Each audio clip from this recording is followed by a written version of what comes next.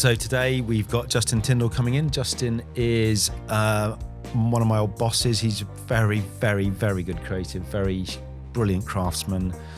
He's launched his own agency this year, but he has done so much good work. I can't wait to talk to him about it, especially the story of Damien Hirst at Goldsmiths. So they apparently lived in a house together. So that's probably going to be worth one episode on its own, I think. And we've got to talk about this thing about the cat with Harvey Nichols as well. I've read about there's a story about the cat. Yeah, okay, don't forget that. We've got loads to get through. Let's get him in.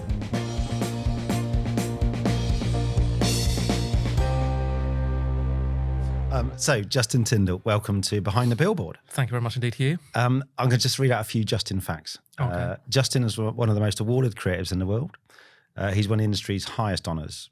Grand Prix at Cannes, Black Pencil at D&AD, Best of One Show, Grand Clio, and an Emmy, I believe. Didn't know that.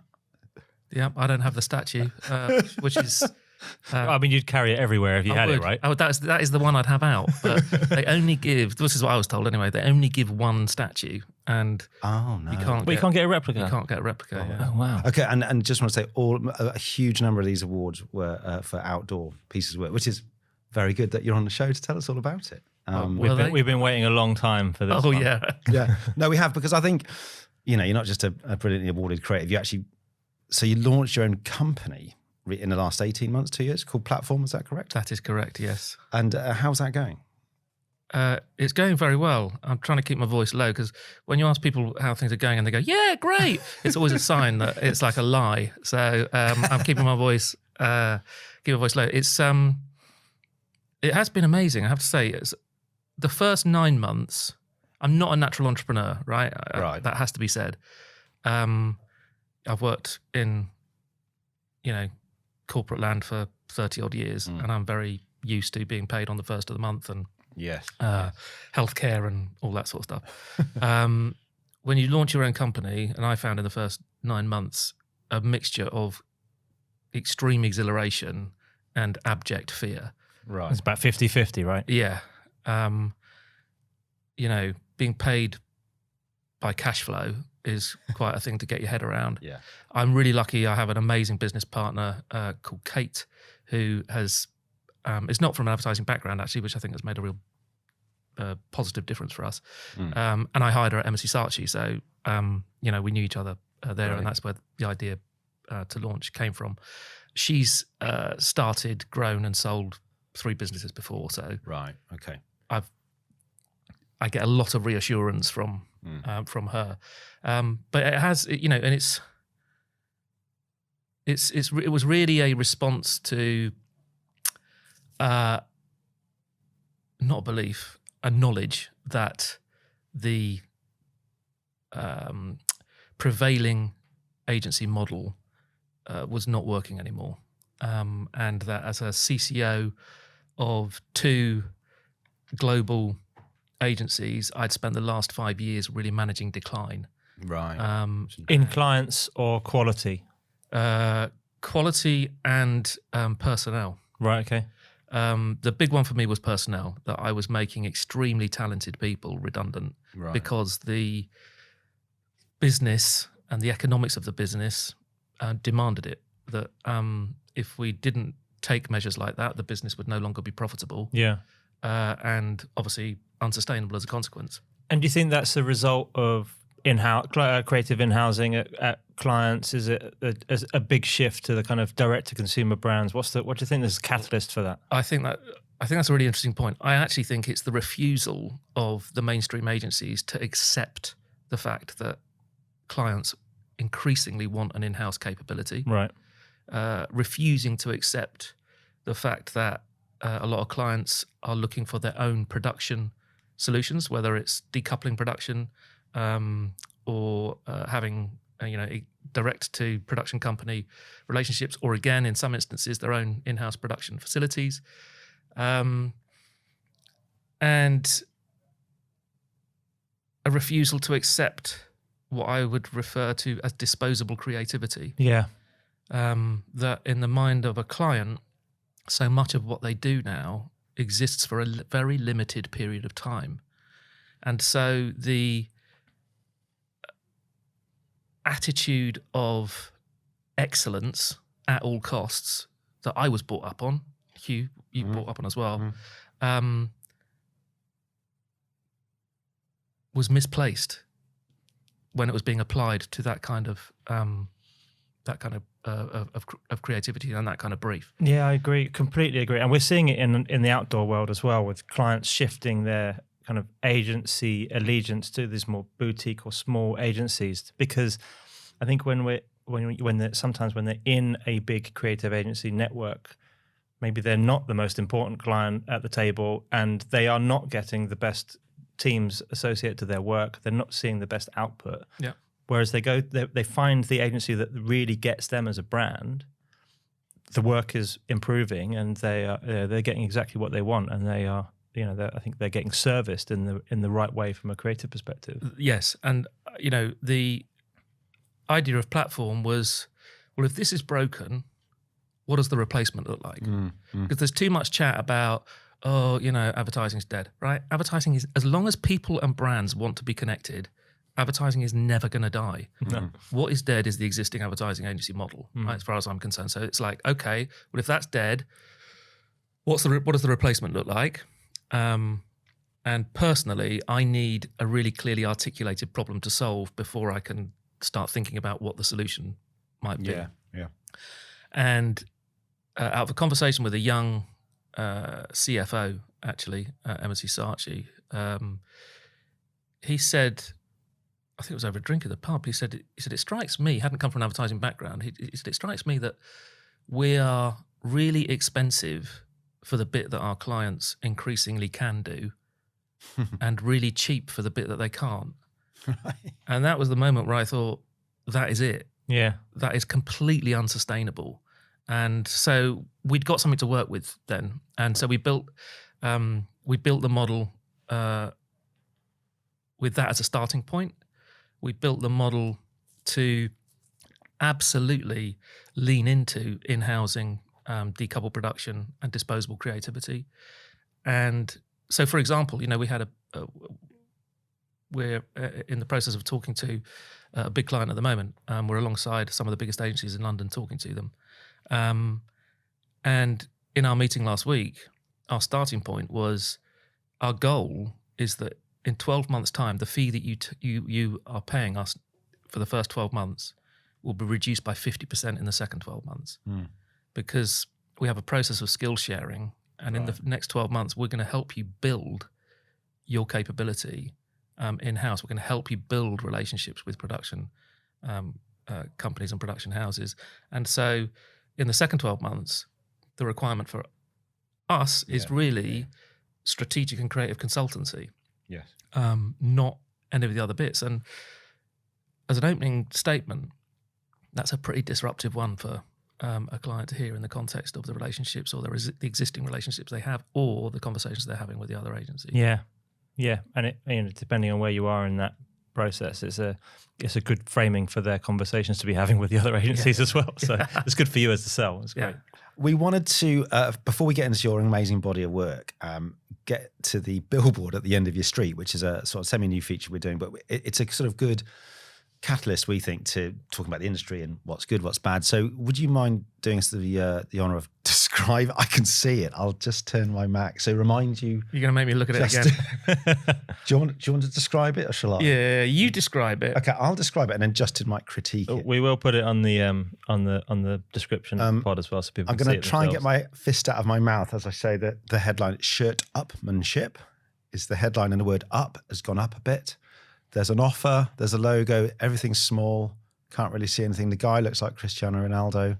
Is it Ronaldo? Is he shielding from the rain? Is he shielding from the rain? He's got a jacket on. I'm going to just pass it over to Justin. Well, that's a very curious thing as to what he's doing with that jacket. Well, it's going up. Is he putting it on? Is it a style statement? He's protecting his hair. I'm sure he's protecting his hair. To give the people who did this their due, it's called Charles Turwitt. Thank you.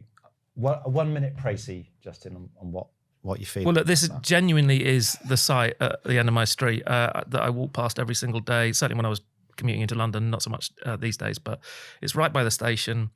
And as a kind of recruitment campaign for potential creative people in advertising, it's horrendous. nobody would ever look at this and think, I'd really like to do that. It's like you say, there's a very curious picture of a guy holding a jacket. Is he putting it on? Is he holding it over his head, protecting himself from the rain? If he's protecting himself from the rain, why is he protecting himself from the rain? Is it because his shirt is so valuable to him that he wants to protect it in some way? Doesn't care about There's too many storylines that we can't get. That's what's going on. Yeah, maybe. There's so much going on in it. And you'll know that as a creative, if you've been a creator for a long time, you've been a creative director, all that sort of thing, you have a kind of inbuilt creative triage gene, which is how could this be better? And the only thing I can see in that is if you removed the R, it would say shit-upmanship. And that would pretty much sum it up. That's very And, we were talking earlier about, going back to that recruitment thing, I think it's really important because it's so visible. Out of home is such a visible presence, advertising presence, to the point where it's arguably the only broadcast medium there is now. And, I remember a story from a long time ago from a creative called Malcolm Gaskin, who I very much looked up to. And he told the story of how he came from a town up north, pretty grim place. And he said the only thing in his life that changed on a regular basis was the poster at the end of his street. And it was the only thing that brought colour into his life and interest and excitement. And there was a moment in time where he thought, well, who changes that? And started asking questions about how it was made. And that eventually led him to, there are people sitting in offices somewhere, staring at a blank piece of paper, coming up with ideas. And I bet that was the era of amazing work. It probably was, yeah. It probably was. It probably wasn't shirt-upmanship at the end of his street, for sure. But how... Yeah, that's a really good point. I mean, we always talk about... Hegarty came on and talked, or you don't know if you say it, but someone says it's you can't skip it. It's one of the few mediums. And so if it's great, you're going, brilliant. Let's look at it and watch it. If we can't... But from a creative perspective, you can't hide. You put something out in the real world like that, you can't hide from the... in terms of quality... I mean, this is shit-upmanship of the highest order. It really is. But it's visible, and everyone in your postcode who has walked to the station over the last 2 weeks has seen that and gone, and obviously not taken it in because the work. And you make poor. a really important point. You can't skip it, and the fact that historically you couldn't skip ads, I think, is extraordinary because in that context, why bother making an effort to make it creative? Because you can't skip it. There's a distinctly British point of view, I think, which is if I'm coming in your house, then turn up bearing gifts. Don't kick the door down and start shouting at me about... Yeah, where's the value exchange? Exactly, where is the value exchange?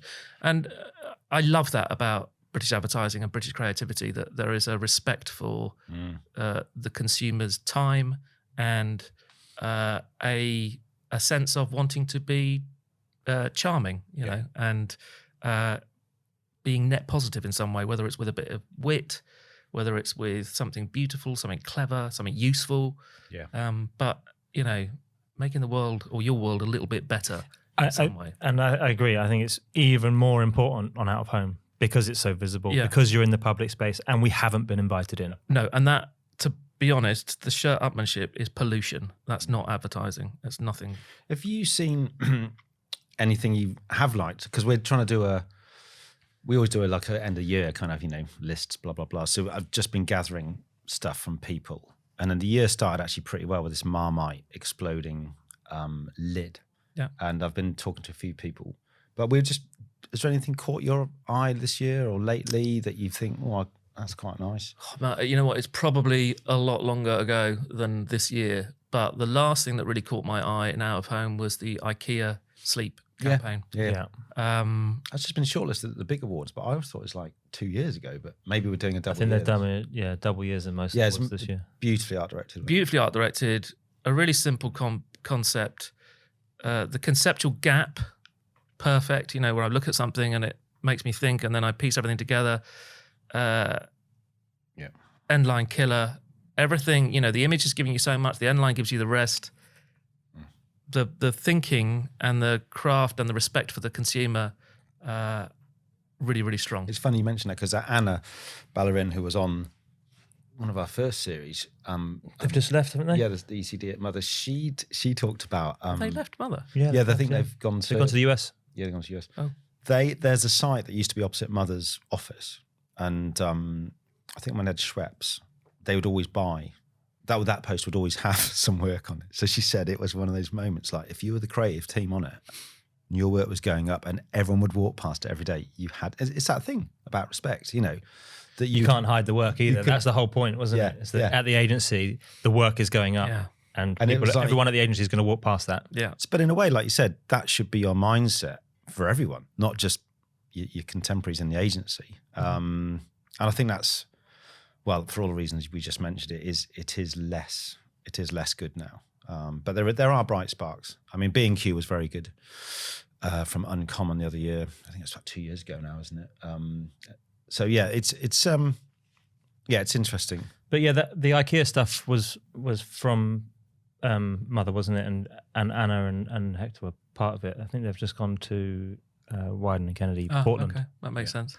So yeah, What was your I sort of know because you told me, but what was your first billboard? I think it's a very good one, isn't it? Or a very good campaign. Was it the Welsh? Did you say it's the Welsh Tourist Board? It was the Wales Tourist Board, Wales. which is now Visit Wales. Visit Wales, yeah. Yeah.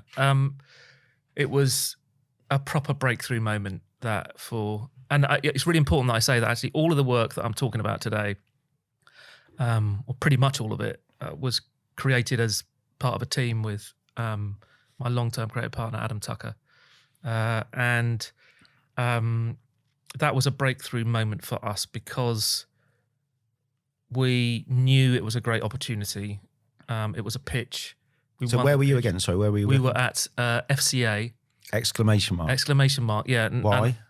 Well, I was always... he and I endured it should be shouted, shouldn't it? Well, FCA. we endured an awards ceremony where Mark Lamar was the host.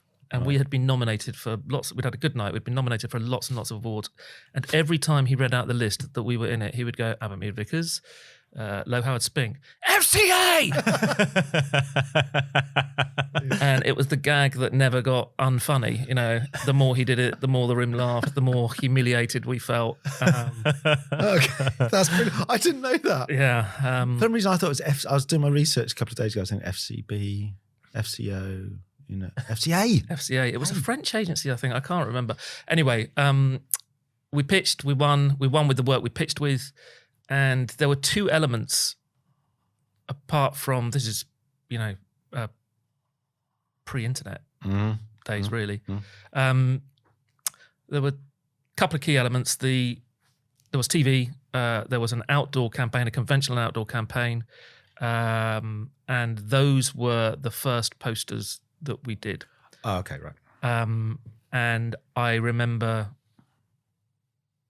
just being beside myself with excitement because... To see your work up outdoor. Yeah, because it's the ultimate... It's your name in lights, right? Yeah, it is your name in lights, yeah. And going to a test site, they used to have these test sites where they would paste them all up and then you go and have a look and check that everything, nothing was too small or...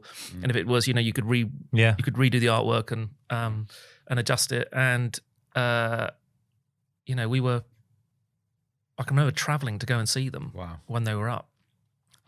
Did you go with Adam or you go with your partner? Yeah. Well, Adam was my partner. Yeah, but Malcolm Venville said he went with his mum and dad to look at his first post, which was very sweet the other year. My mum and dad still don't really understand what I do. Do you take the picture? No. Yeah. Okay. Are you on the front cover? Yeah. Okay, cool. So you went up there with Adam? I went out with Adam, yeah.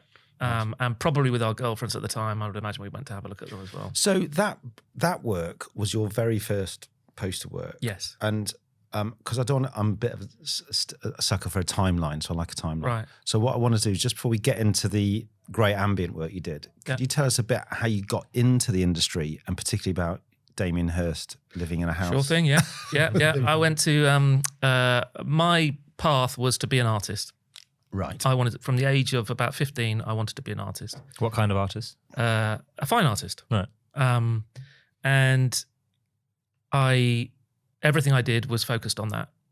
And I didn't actually have an easy path. I got rejected from one art school after another trying to get a foundation, and had walked through the doors of those art schools thinking this is I'm so good, this is just a done deal, and it was a massive blow. And I sort of retrenched and spent a year just working really, really hard. And I think that those rejections were very important for Character building, yeah. I spent a long time working, and eventually I got into a London Foundation course, and it was then, where was I going to go and do my degree? And Goldsmiths was the one that appealed to me the most because it was the most different. Yeah. And it was completely radical at the time because it didn't make you choose a discipline. Every other art school in the UK, you did year one, which was almost like a repeat of your foundation. You do the different years, and year 2, year 3, you had to decide whether you were a painter, a sculptor, a filmmaker, a photographer. Right. Goldsmiths was the only one that wasn't like that. Oh. They taught us that the idea is the purest form of art, and that the idea should dictate the way in which it is executed, and that you don't start with the channel, so to speak, and then fill it, which is what is interesting about advertising, because historically advertising has become, here is a shape, can you fill it, please? Yeah. Goldsmiths was not like that, and I loved it for it. And I had an extraordinary tutor called Michael Craig Martin, who's a very famous artist. We were surrounded by working artists, not by teachers. We were told from day one that we were the best artists in the country. We were treated as artists, not students. And in my first week, I met a guy who was unlike anybody I'd ever met in my life in the library. And the reason I met him was because the library was absolutely dead silent, and out of the silence, somebody started screaming the most horrific expletives you could possibly imagine, which in a library was quite... and is then being escorted from the library while swearing and spitting. And saying that he had Tourette's, and I then bumped into him. I might have followed him out, I can't remember.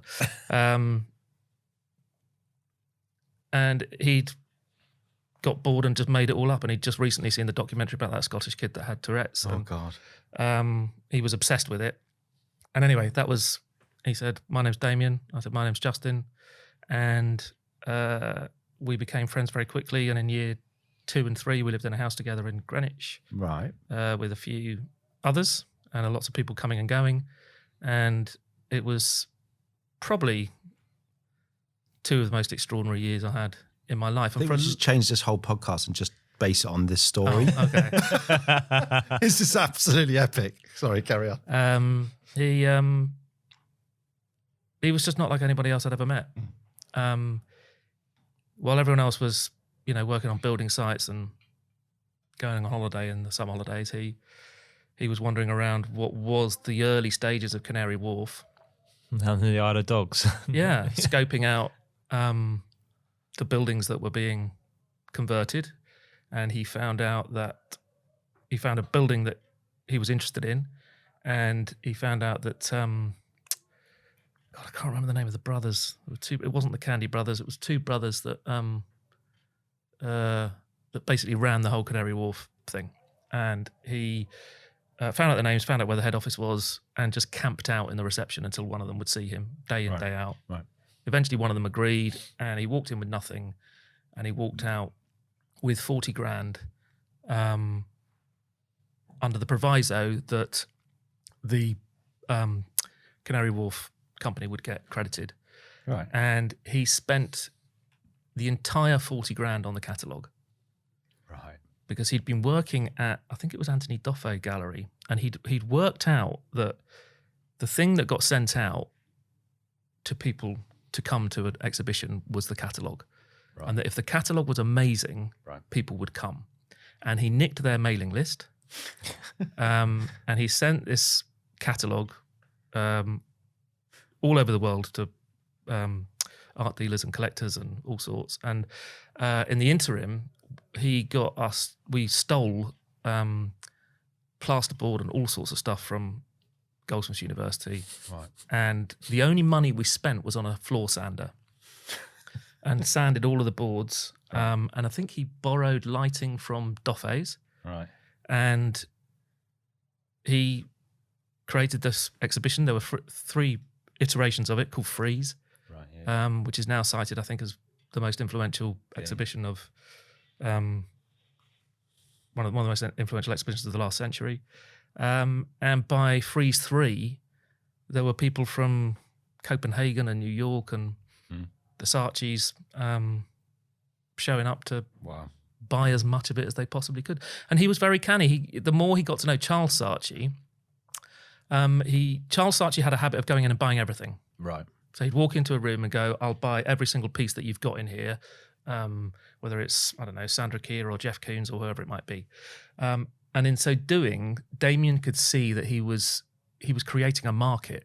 Right. That if he then sold all of his Jeff Koons, the value of Jeff Koons would fall through the floor. Yeah. Like stocks and shares, basically. Yeah. So Damien would only ever allow him to buy one piece in any of his exhibitions. But yes, I've been really blessed in my career and in my life in many ways. But that was an extraordinary time. And in some ways, I kind of lived off it for too long afterwards. Right. Does that make sense? Yeah, yeah. But I learned that, and then I met Adam there. Right. And I met Adam, and Adam said, I've heard about this job where you sit around and get paid loads of money for coming up with ideas.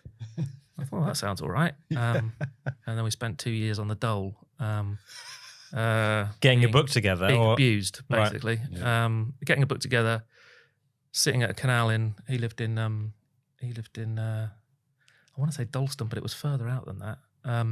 But there was a canal nearby. We used to sit there and smoke weed all day, Right. fishing and working on our book, and getting abused by various creative people because we didn't know fucking anything. We'd come out of Goldsmiths. Yeah. We didn't go to Watford or anything like that. Yeah, I was going to say. I started with D&AD annuals. Yeah. We were writing terrible. I've still got them. Terrible. How people didn't hose us down with petrol and set us alight. No idea. But then, so you ended up in FCA. Yes. I'm not going to shout it. Clearly, that joke's done. But and just from my point of view, I remember. So the one I wanted to talk about first was the dirty van. Yes. And I remember seeing it, and a bit for me, I was like, it's not quite, as high up as sort of Damien Hirst sort of stuff. But I remember as an ad guy, I think, fucking hell, I love that. I love ambient stuff. It's pretty much like why we're sort of done this podcast. And it's the surprise and delight aspect of it as well, isn't it? It's not a traditional media format, so it is something that you can. Well, and you know what? That it was 1996, maybe. I better quickly describe it for the listeners. So it's a white van which is covered in dust and dirt on the back, and then written in the van's dirt is the words "clean air." It's just 2 hours away, and it has the Welsh tourist board, and it's all done beautifully. And I remember yourself or Adam telling me how this idea came about, but I can't remember. Well, what's the story behind this? Because it's probably one of the seminal bits of that campaign. It is, yeah. The story really is, I think, connected to Goldsmiths. That we were Nice link. We were absolutely. It was ingrained in us that you start with the idea and then you work out the best way to execute it. And we had a real thing about that we weren't working in a big agency, we didn't have big budgets, and so we had to think differently in order to try and get ourselves noticed. Yeah. And that really was, if I'm being truthful about it, we were desperate to get noticed as a creative team. Yeah. And so in many ways it was kind of forced by the fact that we didn't have access to massive budgets and we weren't working in a great big agency. At the same time, we'd seen something in New York that was stenciled on the pavement. And it said, from here, it looks like you need new underwear. Right. And it was for an underwear shop. And it had a massive impact on us. Right. Was it spray cleaned out of the pavement? No, it wasn't. It was actually stenciled on. Stenciled on. And it was right outside the underwear shop. Gotcha. And I think for both of us, that was a seminal moment of there's a different way of communicating with people where the message and the medium become so tightly connected that a sort of almost like a creative fission happens. Yeah. And its power is amplified massively because it's not it's somehow less interruptive. It's what I describe. People talk about integration and is it an integrated campaign? And it's like, oh, what? Because it surrounds the consumer with every fucking touch point that you possibly can, like sort of communication carpet bombing. Whereas our belief, I think, was that real integration was integrating your idea into the life of the consumer. Yeah, and the fabric of the world. In Exactly. This instance. Exactly. Yeah. And so that was a turning point. And how did you pull it off? Because now someone would just go, let's just retouch it and blah, blah, but it's a press ad. But we rented... Because I know you're a typographer as well, right? Yeah. We rented some white vans, curtain back white vans. Governor. Yeah. And then we got a film art director who turned up with this machine where he could sort of blast dirt and dust onto the back of the curtain of the van. Nice. And then we had a calligrapher, literally with their finger. Really? Yeah, write the messaging into the van. So hold on, if he gets it wrong, are you fucked? Yeah. If there's a spelling error or it's not quite right, but you know me well enough, Hugh, to be literally like looking over his shoulder, holding his arm. Exactly. Constantly, yeah. But it was. It's brilliant. It was a really. And it opened the door to so many other things. We did lots and lots of different ambient things around that time. Because that is a massive favourite. But I'm just sorry, get my microphone. We're just looking at a guy digging up the road and emblazoned on the back of his jacket. His high vis. His high vis is peace and quiet. So the 2 hours away was just like a mantra. It's like the end line. Yeah, because the end line was 2 hours and a million miles away. Okay. Because I only got the 2 hours away. Right. No, 2 hours and a million miles away was the end line. And that was Adam. Brilliant piece of writing from Adam. Because then there's also, what I love about it, I mean, I didn't know you'd actually done, proper traditional posters, which you loved anyway. Yeah. But then this stuff, it's always the interesting, I mean, it got into D&AD. It was the sort of stuff, like I was saying, me and Adam would look at and go, fuck, I want to do stuff like that. Yeah. You want to do great poster campaigns, but you also want to go, we just did something on a van. We drew it through the dust, or we put the one I'm looking at here is a kind of a sticker on a it's a clear vinyl sticker on the windscreen of a taxi. Better views are just 2 hours away. Again, it's just sort of really opens your mind, doesn't it? Like you say, But that's what you're talking about, the kind of making sure the message is woven into the fabric of the world. Yeah. That's a classic example. Well, and the air freshener tree is a brilliant example of that. That was one of my favourite pieces, actually. And that was a classic. That was an absolute classic because the production team at FCA were unbelievable. They were literally the mentality of anything is possible. You go to them and say, we want to do these trees. They would make it happen. And interestingly, after that, when we went to BMP, I can remember going to the production team and saying, we want to make some clowns. We want some clowns' noses, but we want them to be brown, not red. Yeah. And the scratch head, no, don't know how to do that. Because the Magic Trees, which has real fresh air, is just 2 hours away, I think. Yeah. They hung in taxis. And we got them made and we specified, the bit of string that goes on the top. And then when they actually were delivered and we went to put them in taxis, we then realised why when you buy them, they have an elastic thing on the top so that it stretches around the wing mirror or anything like that. Yeah. And we just got bits of string. So you couldn't get it over the... so we're then having to cut the string, tie knots around it. Yeah. You learn something every day. Yeah, you do learn something every day. Yeah. Well, look, I'm not going to be rude, but I'm going to chivvy you along because there's so much more to go. So I think we need to get on to Harvey Nichols. We do.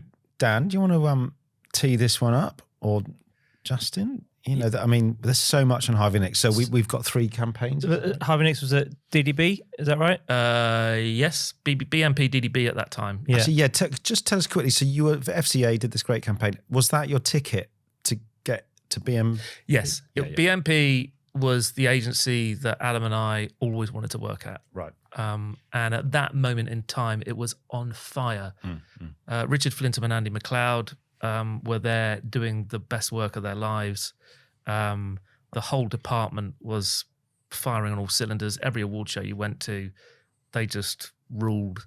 And the quality of the work was amazing. And we desperately wanted to go there. And clients as well. I mean, Yeah, they had fantastic VW, Harvey Nichols at that time. That worked. Harvey Nichols wasn't there. We won Harvey Nichols while we were there. Right. But VW, PG Tips, they had quite a lot of government work. But I mean, specifically for outdoor, that at that time there was a lot of great outdoor work, and it was coming out of. The print work was extraordinary. Incredible. It was the most awarded agency in the world for print for years. So when you got in there, yeah. so you're going, right, let's have a go at everything. Was it an environment where it was an open brief on Harvey Nichols? Oh, you say, or VW? Because I remember at BBH, it was kind of open on the good stuff like Levi's, bodies. Best idea would win. Yeah. But as the newbies, were you allowed that? Did you say, can I have it? Or were you giving it the Harvey Nichols brief? There was you had, I can't remember what they were called. It was like official and unofficial. Yeah. The official was always the kiss of death, wasn't it? Yeah, but official you had to do. Yeah. Right? And unofficial was you could just have a go. Chuck it in. There were parameters that were put in place over time. One critical one was that whoever was on it officially got first reviews. Fair because enough, a whole load of fisty fights started kicking off because someone who was unofficially on it would get in before someone else and have the same idea. Yeah, and the official team would get really understandably fucked off. Yeah. So yeah, you could have a go at absolutely. That's good. And anything.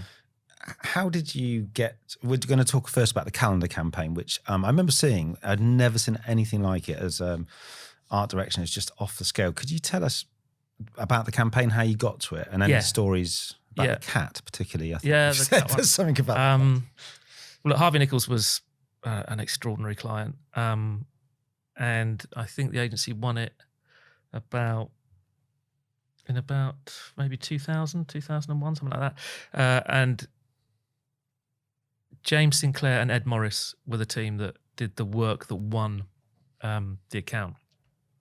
And ironically, were probably the team that they got into D&AD with it, but they didn't really benefit from the award circuit on it.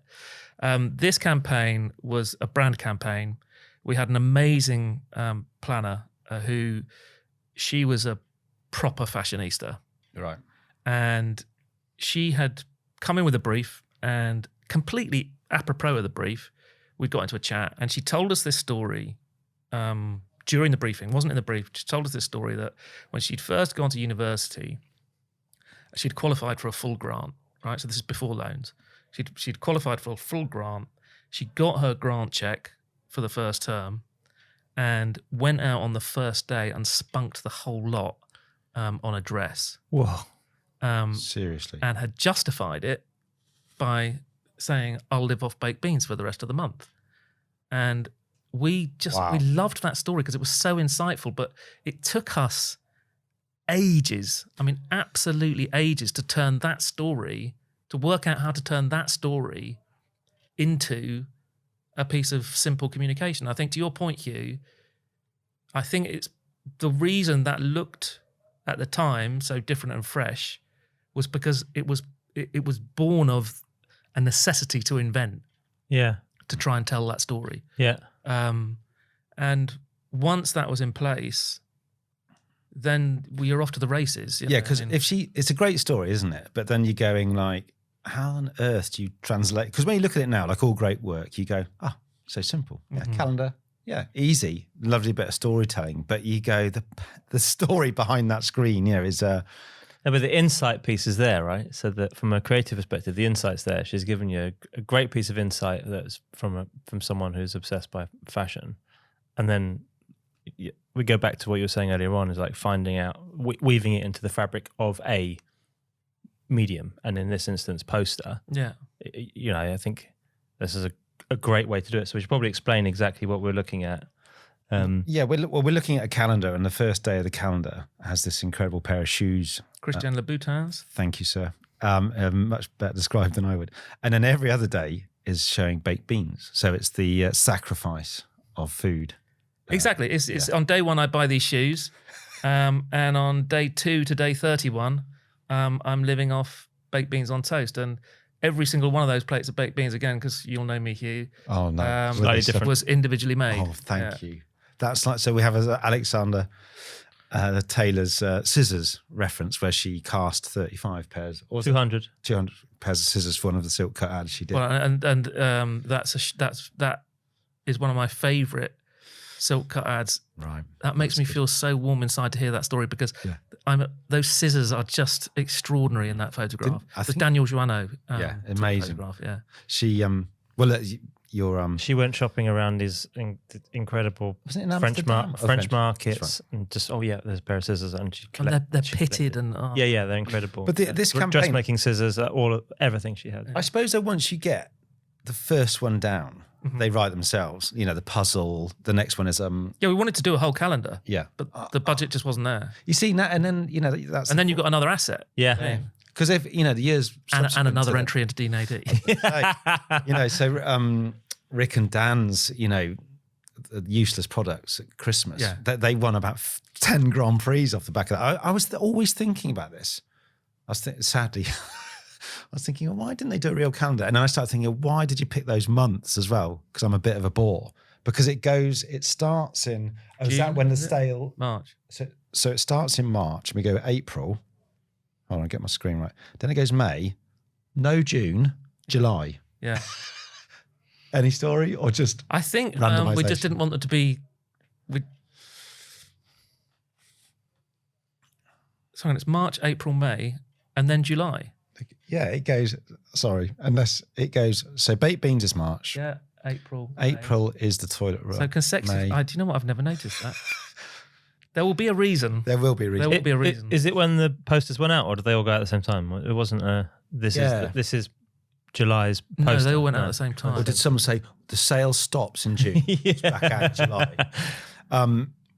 So the last one we're looking at, so they do.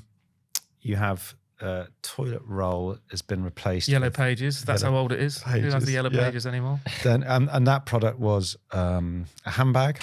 Yeah, that was a Chloe handbag. Not my thing. And then we got May, which looks like a very cool white leather jacket. And the interesting thing about the photography on the product was I wanted to replicate, because every photographer I spoke to was like, why do you want to top light it? It really resisted top lighting. Right. And I was like, look, I want to replicate, when you look in the window of a really posh shop, it's always a top pin light right. And that's what I wanted to replicate in those images. And as a shopper walking down the street looks in the window and goes, I want that, and I won't eat for a month after. Exactly. And it's like in the you walk down New Bond Street in the evening, and they're like jewels, and they're always lit from above. Yeah. And so that was the thinking behind. Was that James? James Day? Yes, it was James Day. Yeah, I did a lot of work with James Day. Yeah, I love James. And I'm seeing him in a couple of weeks actually. Hello, James. If you ever listen to this. Hello, mate. Hopefully you're listening. And but then I love the juxtaposed with the very, very, very mundane jigsaw puzzle or beans on toast. Did you like those lesser, or did you? I liked the jigsaw was my least favourite. So did you like them? As you're talking about the lighting. Oh, I see the lighting. So the lighting was a top lighting here, but then did you shoot these more flat? Yes, exactly. There's more flat light on those.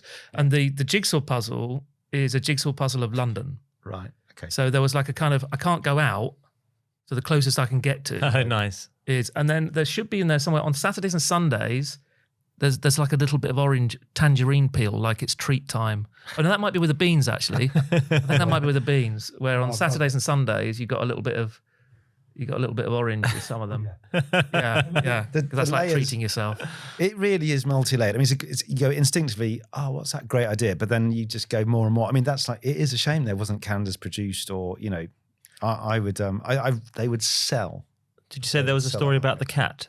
Yeah, there's a story about the cat. Let's The other go thing I would say, there was a great activation idea that Adam and I had that, again, we couldn't do, but we wanted to do in the windows of Harvey Nichols, put the handbag and the sunglasses and the jacket and the shoes, have their own window. Right. And there would be holes cut into the glass with rubber things so you can put your arm through, but the window would be full of snakes or it would be full of spiders. Interesting. And you would film what people would do to get the it's a bit I'm a Celebrity. I was going to say that concept got turned into a TV show. Yeah. So tell us about the cat as well. The cat was brilliant because we'd had all sorts of conversations about, right, how do we, we're going to get the cat to do this and that, and then there was this conversation about getting a stuffed cat. I was like, where do you get a stuffed cat from? That's another story. Yeah. So anyway, we ended up being given the details of a guy who worked for the local council, and his sole job was to collect roadkill. Right. And so I phoned him up and Like you do. explained what we wanted, and he was like, "Oh yeah, I've got a chest freezer full of dead cats in the garage. What color do you want?" And I'm thinking, well, the floor is sort of slate, so ginger's going to work quite nicely against a slate. So if you got a ginger one, yep, definitely got a ginger one. And he said, "And you want me to stuff it?" And I said, "Yeah." And he said, "What are you doing with it?" And I sort of explained. He said, "What I can do is I can skin it and wrap the skin on a sort of wire frame, so you'll be able to bend the ears and bend the leg and that sort of thing." That's model making of the Mate, honestly, and so that's what he did. And the next day, it arrived in a cardboard box at the location. And you named it. I don't remember what we named it, but you could literally bend its ears, that's and so in each one, you could create just a subtly different. Where is it now? Oh, I have no idea. Oh, That's amazing. He did say it I was. was going to say, he's got it in his bag. He's going to bring it. That'd be good, wouldn't it? Do you know what? Because time is moving on. Honestly, God, that is one of some of the brilliant stories there, Justin. Thank you. Right, so we may have to scoot through these a little bit quicker. Yeah. We're not doing the Guardian because we know that. Yeah. So we're gonna stay with Harvey Nichols there, and the next campaign. Again, I was thinking, when you started working on it with Adam, you probably went, "Let's do this calendar thing." But during this sort of the sequence of working, you probably went, "Oh, should we do that?" And then did you put stuff bottom drawer? Did you wait for next year? The genius with the calendar was a brand campaign. Yeah. Stretch is a sale campaign. The genius of sale. Okay, so I'll just quickly describe. So it's products being stretched as if being fought over in the shop. Yeah. Yeah. So every stretched product, yeah. horizontally. Yeah. And the genius of the sale brief was that if your work was the chosen work, it would run on December the 27th, right? Timing. Yep. So if you'd had a really barren year creatively, Right, you could get one under the radar right at the end of the year, and it would qualify for all of the shows. Perfect. And so Stretch was a really interesting one because Adam, I'd gone out to get some lunch, or I don't know where I'd been, but I'd gone out, I'd come back, and Adam had drawn on his pad a hand either side, stretching a pair of trousers or whatever it might be, like fighting over a pair of trousers. And all I did was I drew a letterbox frame around it, cropping out the hands. Yes. And it was probably one of the most satisfying moments, actually. Yeah. How an for idea both of us, because how an idea happes. Yeah. You better play your part. Yeah, and that was it done. And then those were shot by Jason Tozer, I think. They epitomise for me just the attitude of Harvey Nicks. Yeah. Simplicity.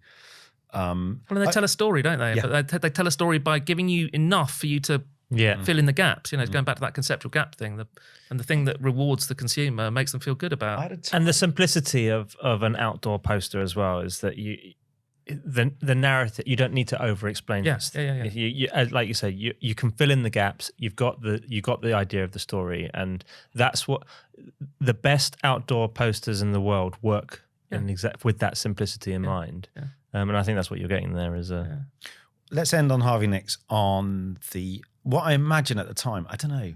Is it a great brief? Oh, store opening, Scotland, or was it of a nature that everyone went, "Oh, that would be great"? Sometimes you get those sort of one-off ads, like BBH had Levi's, but then Birdie turned it into, I think it's Birdie and Nick Gill and Tony Davidson turned it into that massive receipt that went all the way along Oxford, and suddenly going, "Oh my God." So actually, I suppose store openings are pretty good. Did you sense that with this store opening in Harvey Nicks opening in Edinburgh? I think Adam and I had a culture of everything is an opportunity. Yeah. Everything is an opportunity.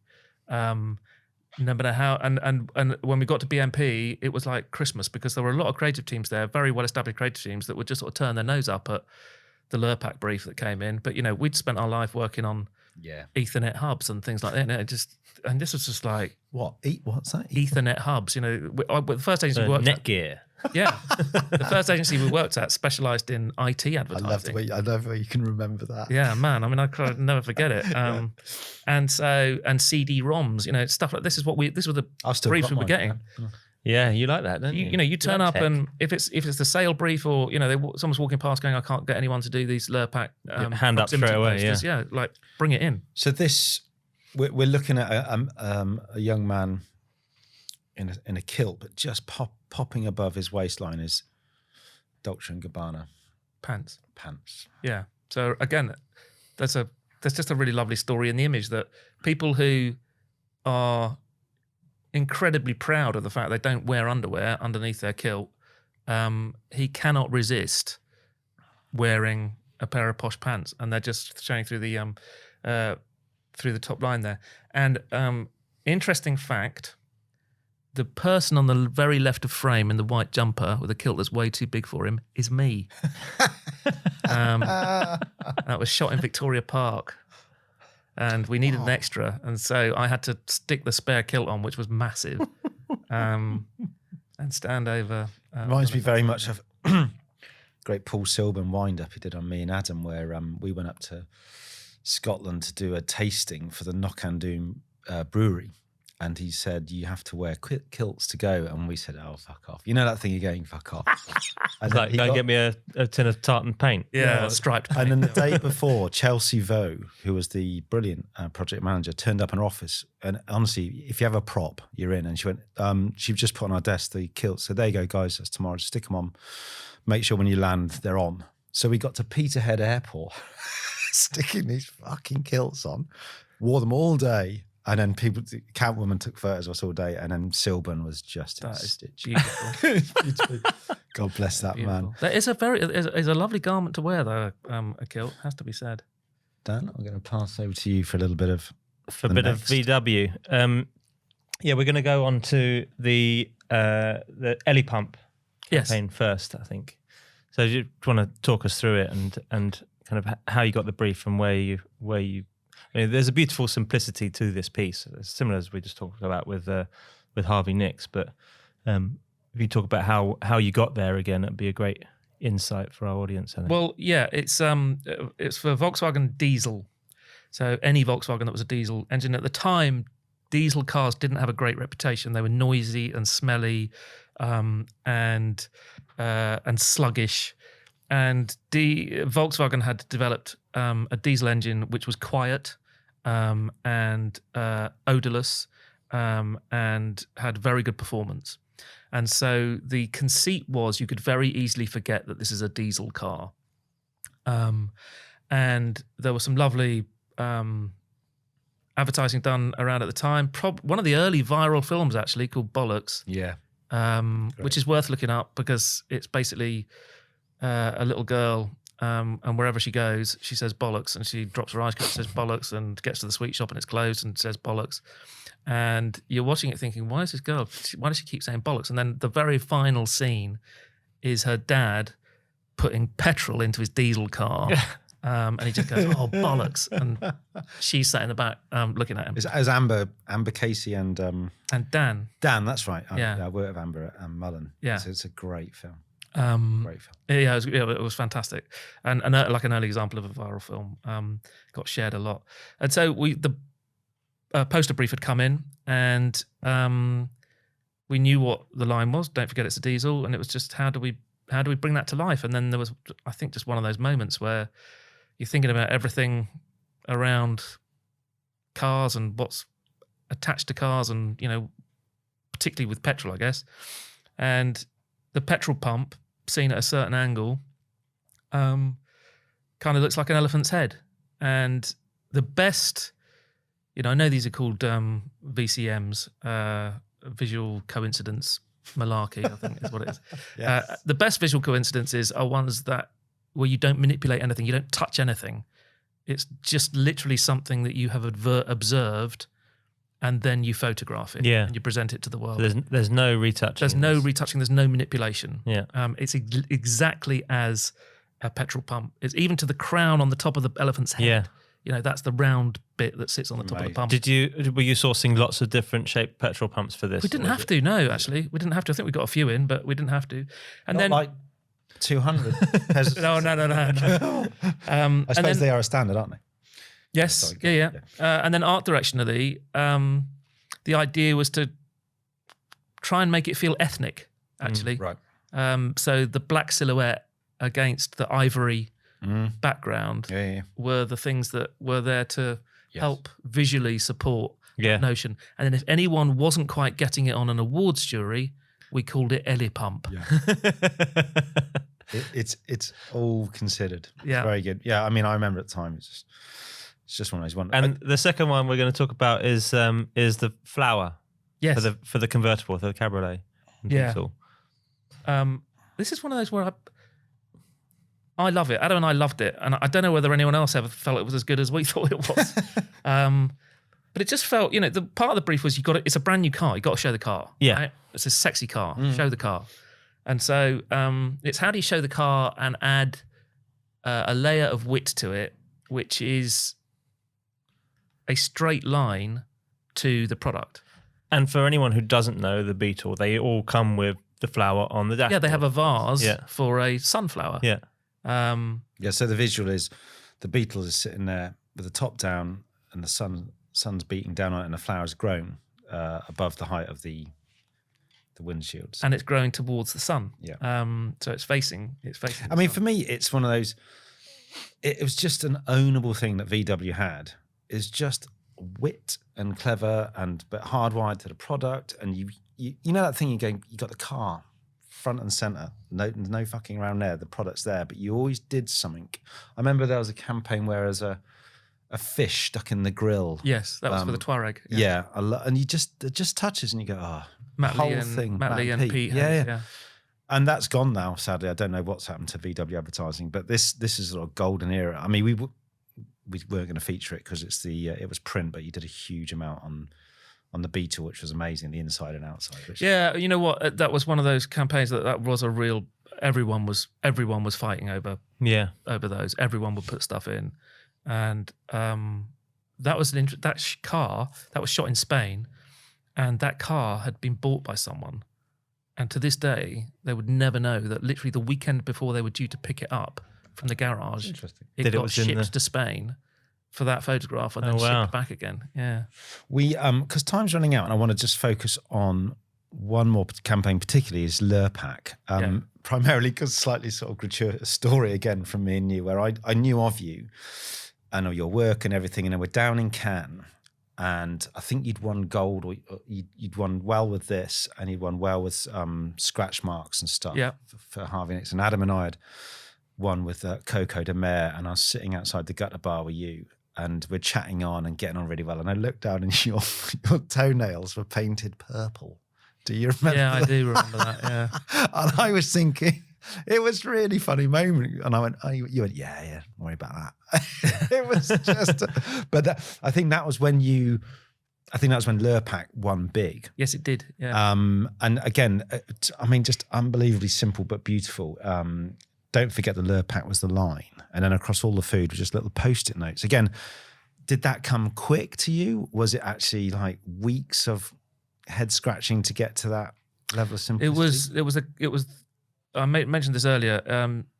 No one wanted to do it. It was proximity posters. Right. So posters that were going to appear near a supermarket. Lurpak at the time, we got to remember, is at DDB, Lurpak was a little yellow bloke called. Oh God, I can't remember his name. With Penelope Keith doing the voiceover. Yeah. You know, it wasn't a brief that people were rushing to. No. Douglas, that was his name. It wasn't a brief that people were rushing to do. Of course it's Douglas. And so when a poster brief came around, for Adam and I, like I say, you know, when you've been spending your life doing Ethernet hubs, then, you know, your Lurpak poster campaign was an opportunity. Yeah. And I don't remember it taking ages. I remember the first concept actually just being a Post-it note looking like a pat of butter. That was the starting point. Right. And we'd written ads based on the whole page as a post-it note, and the fact that it just looked like a bit of pat butter. And then it was like, from there we got to, what about miniature ones that are just put on bits of food? And then something else was quite radical about that was, at the time, the rules were you don't use blue with food. Right. And we were like, but That's the yellow and blue are on the opposite sides of the colour Yeah. spectrum, and so we want blue backgrounds. You've Also, got the it's really contrast. well You've branded. got- It's very well branded. That was the easy sell. Really, Yeah. was that, yeah. Oh, great. I wish we could talk more, but we have a limited time. Should we do a bit of McDonald's or not? I mean, there was loads of McDonald's when we were together at Leo's. Best account I ever worked on. Yeah. Absolutely Amazing. amazing. Consistent. Maybe your favourite one of the McDonald's executions then. Obviously, there was loads. There was the one and I'm not saying this because he's sitting next to me or that Phil and Darren are my mates, but the one, see one, want one, where there was the Bluetooth thing where the person walked across. Yeah, that was so clever. Which was it was sort of sitting there all along, wasn't it? Waiting for someone to use it, but it was so well handled by Grand Visual. But yeah, did you was that I one? love that. And I always love things where, and Darren and Phil are brilliant at this, where you go, that's brilliant. How do we do it? Yeah. And then you're involved in conversations with people that you wouldn't necessarily be talking to on a daily basis, but you're bringing other brains into the. Yeah. I remember the conversation very clearly, actually. It was a phone call from a producer at your place saying, got this idea, sent the scamp over, and we presented two different ways of doing it. One was super expensive because it used kind of recognition technology to work out when someone was going. But very quickly we got to the point of, we're big believers in not using unnecessary technology to do the tech piece. Is do it in the way that it needs to be done for the story to be told. And this one was, it was being used for a video, using the out of home as a canvas for a video that could sit on social. Yeah, absolutely. So our thing was, well, we'd just have someone across the road with a mouse just pointing at people and scrolling as they go past, and the little the thought bubble of the Big Mac will just follow them. Don't reveal them. And it's really, really simple. Now, I think it's important because lots of people, they go, oh, we want one of these campaigns. Can you put up recognition cameras? And I'm like, it's unnecessary. Do what needs to be done to tell the story. And I think that goes back to what you were saying at the beginning, is if you have a simple idea, execute it simply. And it's the same goes for anything digital or anything technological. There is always a simple way to do this stuff. And yeah, it's behind the magician's curtain, but it's sometimes it needs to be that because it helps get the projects away. Yeah. And I think it's a great story, and it did really well on social. It's really very jealous of that. Yeah. We're going to wrap up with two things we'll just ask, I guess: favorite poster and tips for people writing posters. Favorite poster is, it's so difficult. There are two. One is. Silk Cut, the shower curtain. Right. Graham Fink. Yeah. Who's hopefully coming on in a couple of weeks. Oh, fantastic. Graham. I think because it was the first, we were very analytical as a creative team, and it's how we learnt because we needed to learn. And I think it was the first time we looked at, so we would deconstruct why something was good.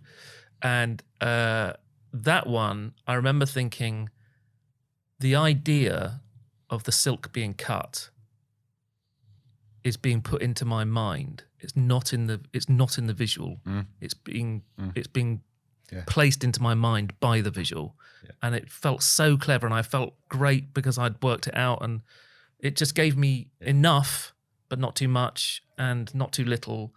And then the second one, again, purely visual, is the Economist jigsaw piece, missing piece, where it's a red 48 sheet with a white jigsaw piece in the corner. I just thought that was extraordinary, and I wish it had been the last one. Yeah. Because it would have been the most beautiful full stop on the most extraordinary outdoor sentence probably ever written. Two absolute belters. Advice. I think especially framing it around what you're up to now with platform. I think it's I think we all got into the industry a very long time ago, and I think it's a different marketplace now for young creatives. I think all too often, I think we rely on the experience that we had 20, 30 years ago getting into the industry, fishing, smoking weed, and thinking about your book. What is it now? What is it that differentiates a creative now, trying to get into an industry that is very, very different, with the agency model that is absolutely ripe for change? What's the experience, and what's the tips for them getting into the industry and coming to work at your place? I'm not, we don't employ anybody. We have a talent platform, which is populated by individuals and by independent companies. And so, we're always on the lookout for talent. They've got to be obviously talented, got to be nice people. And it's a digital community that we call upon as and when we need to, and we can build specialist teams off the back of it. And as much as agencies would like the world to be generalist, it's not. The best people are specialists, and increasingly the best people no longer work in advertising agencies. So I don't know why anyone would want to get into advertising now, if I'm genuinely honest. At that point of when I'm seeing shirt upmanship at the end of my road, why would I? Yeah. When I'm seeing stuff on online, wherever, there's so little that is really inspiring. The best work is coming out of Burberry at the moment. That's the best. And amazing. And I think what a film. It's incredible. And I think what you're getting at is find your craft and hone it. Because as soon as you do that, you specialize in something, you become the person that is going to get the phone call for the specific thing that you do. And I think if you're, from a young creative perspective, or someone trying to get into the industry, is being too generalist will not necessarily be the answer for you. It's find what your passion is, work on being great at it, and find a platform to help you deliver that skill. And put the consumer first. Yeah. Don't ever forget the consumer, and don't ever forget the role of what you are creating in that consumer's life. They don't need another ad in their life. Yeah. So give them something. Yeah. Give them something that makes their world just a little bit better. And everything you do, when you are putting it in front of somebody, then in the sense that it might get made, ask a question of it as to whether it is adding to the world. How is it enhancing the environment that it's intended to be in? Absolutely, yeah. How is it doing that? Because if it isn't, nothing is neutral that you put out into the world. Yeah. It either makes it a little bit better or it makes it a little bit worse.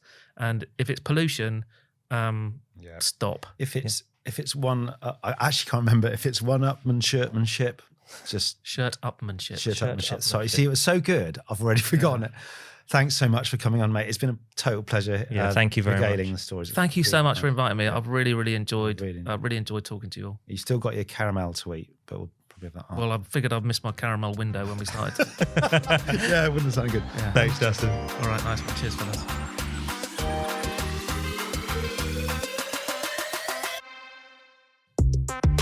As ever, we want to thank our sponsors, Talon Outdoor, for helping us have this lovely studio and get the right guests on. So thanks, Talon.